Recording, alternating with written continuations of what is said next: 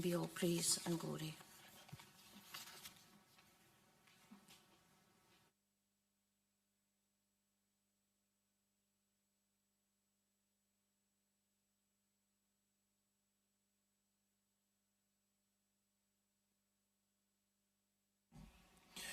There are a couple of dangers or pitfalls in trying to address miracles as we find them in the life and times of Jesus. And one of them would be, people can be uncomfortable with this. We're modern, rational, scientific creatures, and even biblical scholars in the 20th century started to get pretty uncomfortable with some of this. And so quite a lot of, if you read respected biblical scholars from the 20th century, a lot of them just explain the miracles away. They say, well, this probably didn't happen, but there's a good moral lesson in it, sort of thing. Now, I don't think there's any honest reading of the text that could lead you there. But then we have other traditions in the church that are more, say, small c, charismatic.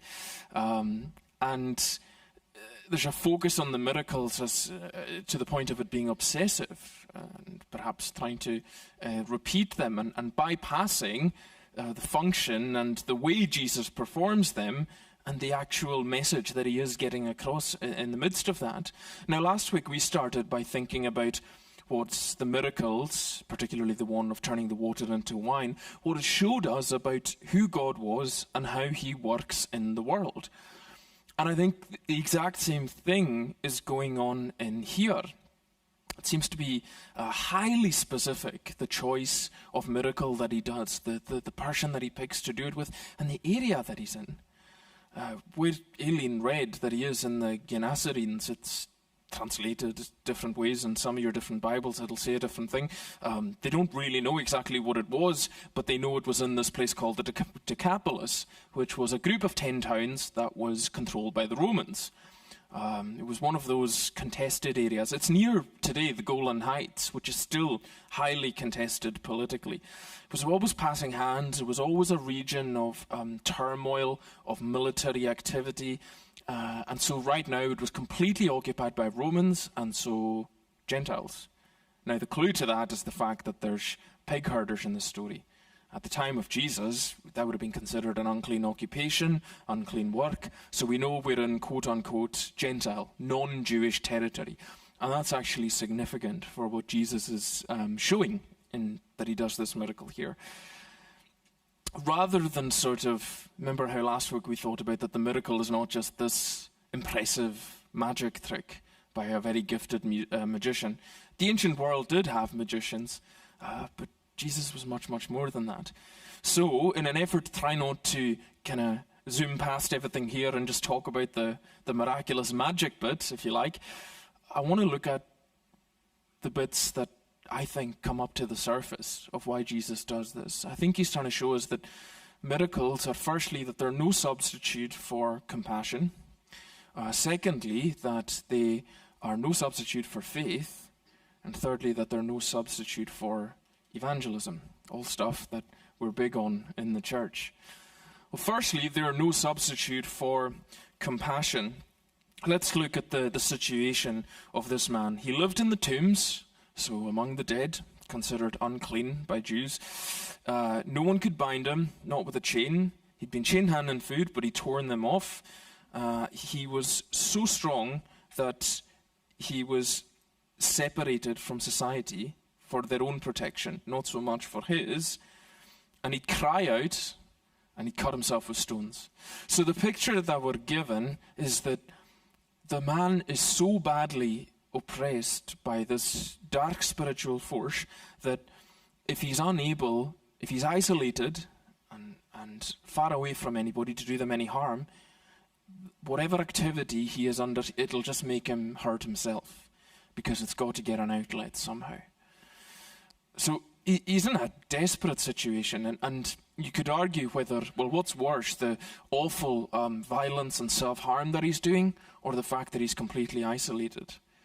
How many of us know that in the last couple of years, as we waded through the pandemic, as much as we try to keep people safe, we're still struggling with long-term effects of the amount of isolation that people had to go through, because we desperately crave that as human beings made for community.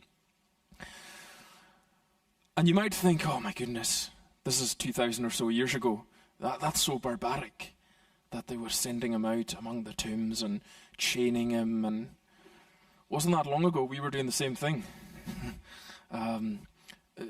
Victorian workhouses were famous for having the mentally ill and quite often bound and chained in them. Our very idea of an asylum comes from that era. It's only a couple of 100 years ago. And it only started to change, I read this week, because there was a gentleman named William Chooke who lived towards the end of the 18th century who had this radical idea that for the mentally ill, people who showed these kinds of behaviours, that rather than try and enclose them in their own areas and chain them, that perhaps if we treated them like humans, like the rest of society, and gave them a kind of sense of dignity, might help to curb some of those behaviours. And it did. And that was revolutionary in starting us on a path to a more humane treatment of our mentally ill. Now, we need to be careful, okay? I think that as people who believe in Christianity and the Bible, that we would of course affirm that there is dark spiritual forces and they can come and harass people. Some of the most engaging and popular videos just now on the internet across social media channels are of paranormal activity and spiritual forces at work in this world. And there's pretty amazing evidence for them. And we just don't think of that so much because we're surrounded by a very naturalistic world. But despite the fact that folks can do that, it can sometimes probably manifest as something very similar to mental illness. Or, for all we know, some people have a combination of these things.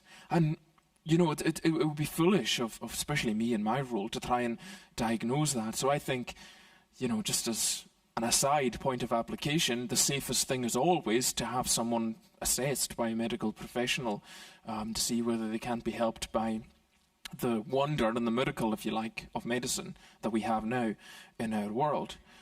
But we have to admit that, and tread carefully, admit that we're dealing with a lot of mystery, because the spiritual realm is not something that we can completely get a handle on, bring down to earth, bring to our level, and anybody who says that they can is probably a spiritual snake oil salesman.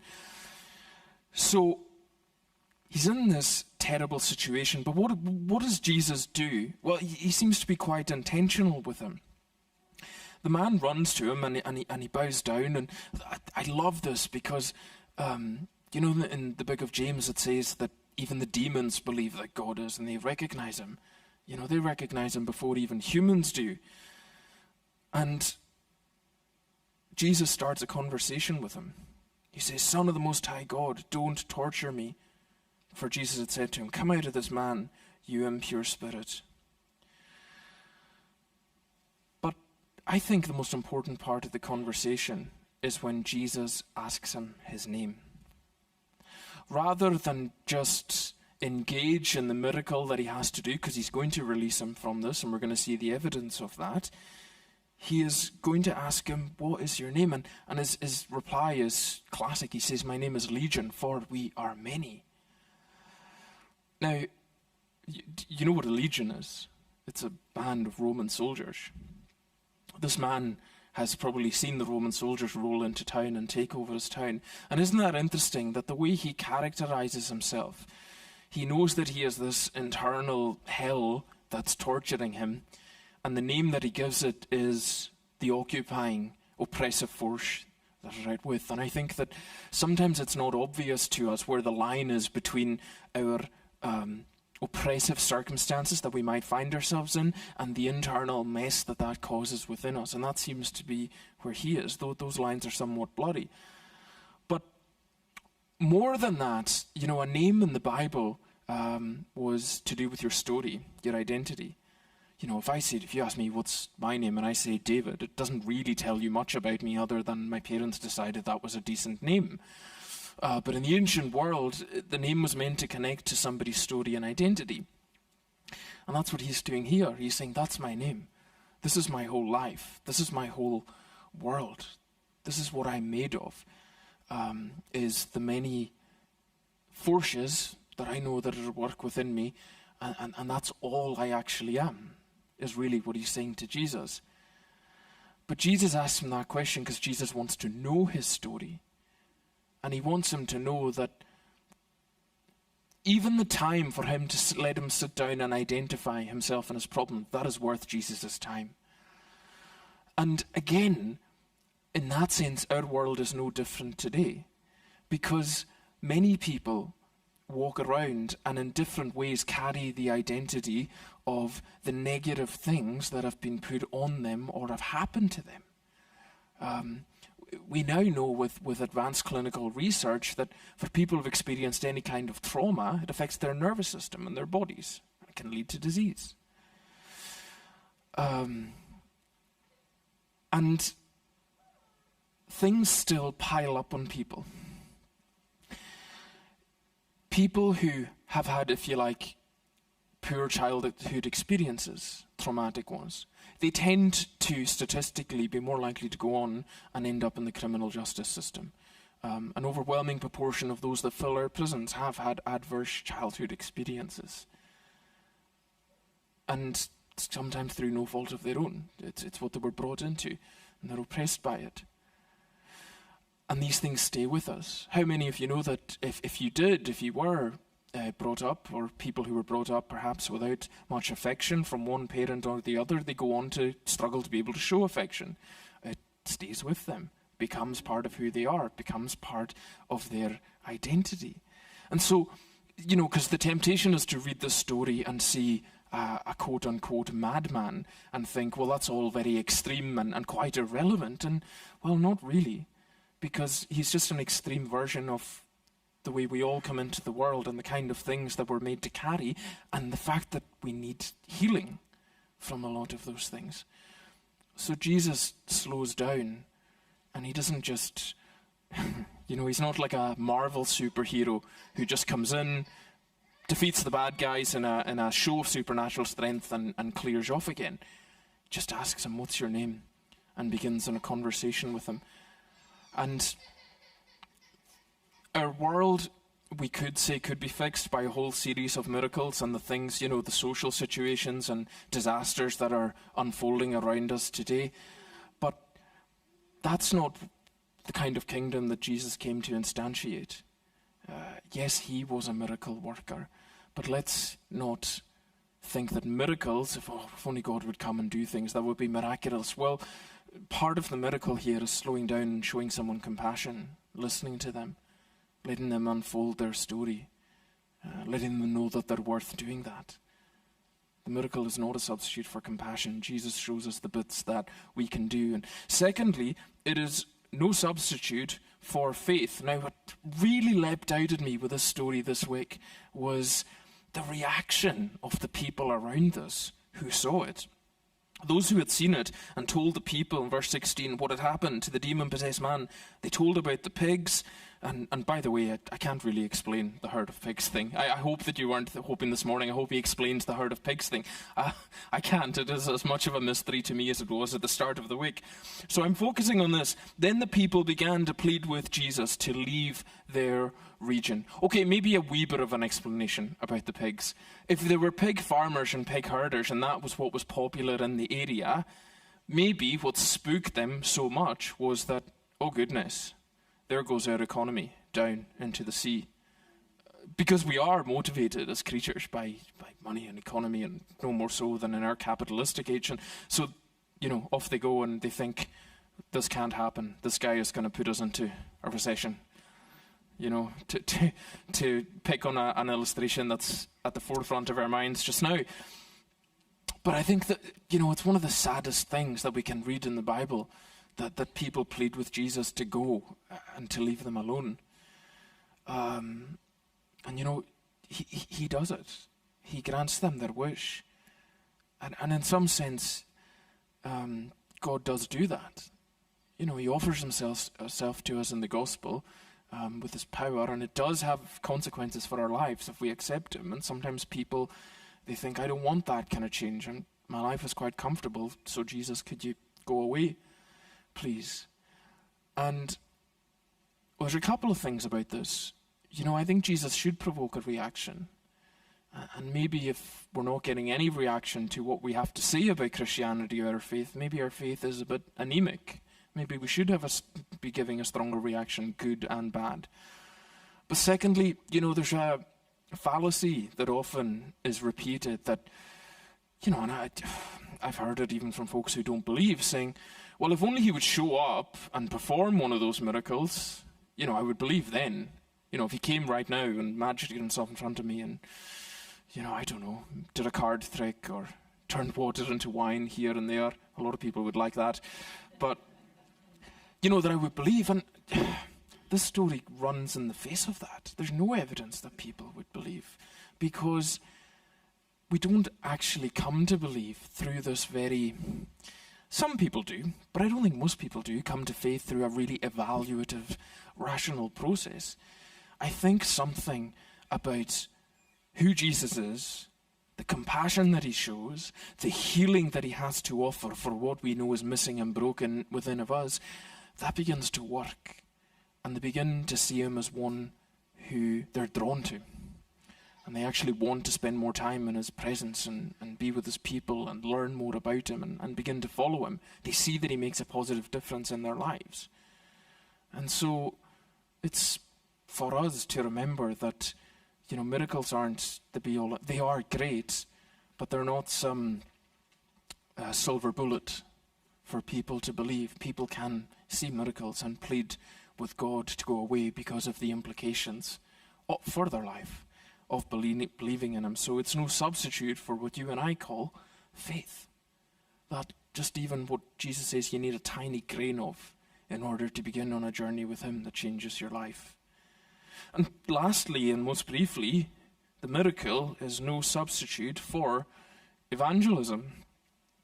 As Jesus was getting into the boat, the man who had been demon-possessed begged to go with him. But Jesus didn't let him, said, "Go home to your own people and tell them how much the Lord has done for you and how he has had mercy on you." And he went away, and in the Decapolis, the Roman area, he began to tell how much Jesus had done for him, and people were amazed.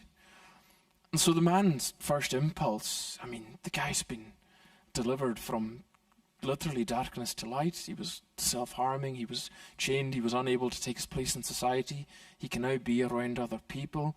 He can now probably hold conversations which he couldn't have done before. He's got a shot at life, the things in life that you and I all want and take for granted. And so all he wants to do now is obviously be some sort of missionary, traveling evangelist type with Jesus.